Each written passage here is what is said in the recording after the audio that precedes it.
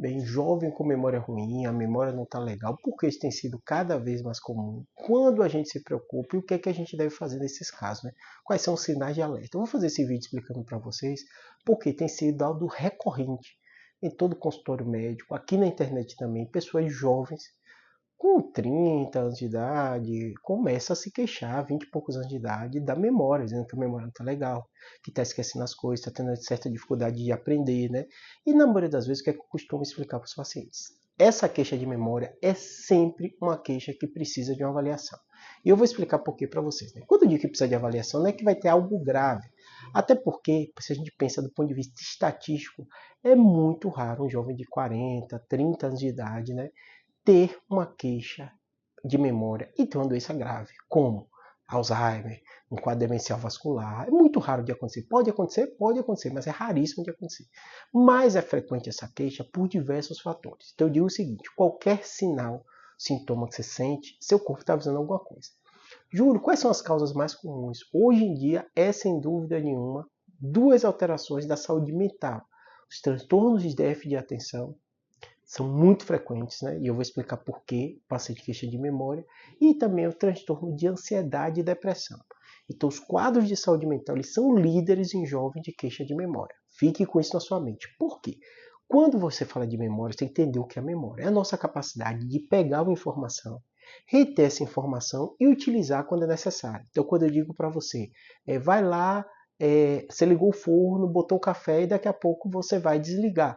E a pessoa diz, esqueci que botei o fogo no café. Ele, em algum momento, falhou. Ou ele não pegou aquela informação, não reteve e não se lembrou quando era. Onde eu botei a chave, né? Só que a grande maioria das vezes, no paciente jovem, isso tem muito forte essa relação com a falta de pegar aquela informação, reter a informação de forma inicial. Então é necessário sempre você estar atento para reter a informação.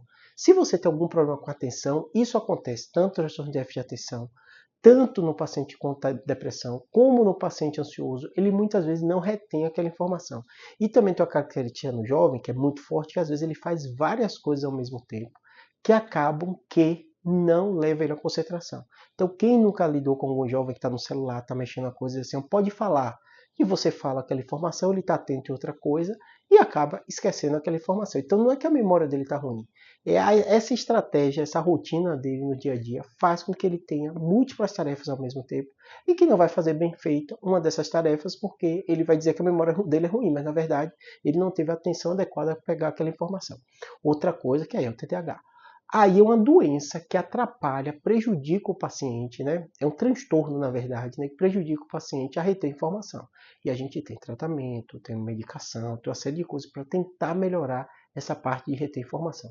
E é muito impressionante o paciente que tem o diagnóstico, o neuropsicólogo fez o exame, foi diagnóstico de TDAH, ele começa o tratamento de Vance, Ritalina, qualquer uma dessas medicações e ele nota uma melhora significativa, porque a atenção dele melhorou. Melhorou a atenção, a queixa de memória ou reduz bastante ou vai embora. Depressão, a mesma coisa. O paciente que está deprimido, que não está tratado, que tem transtorno de ansiedade, ele tem uma dificuldade, sim, de concentração. Então, muitas vezes, você dá uma informação para ele, ele tem uma desatenção por causa da depressão, por causa da ansiedade, e acaba não retendo aquela informação, mas o saldo é dizer assim, a memória dele é ruim. Você fala uma coisa com ele, ele já esqueceu. Você fala um comando com ele, ele esquece de fazer o que você pediu. Justamente. E aí o que é que vai fazer? Por que é tão importante isso? Porque vai tratar a causa inicial. Você vai tratar o motivo que aquele paciente está com aquele problema de memória, que não é o Alzheimer, não é uma demência, como acontece mais na população da terceira idade, são outros tipos de doenças, mas você vai ter que tratar também. Por isso que sempre tem que procurar ajuda.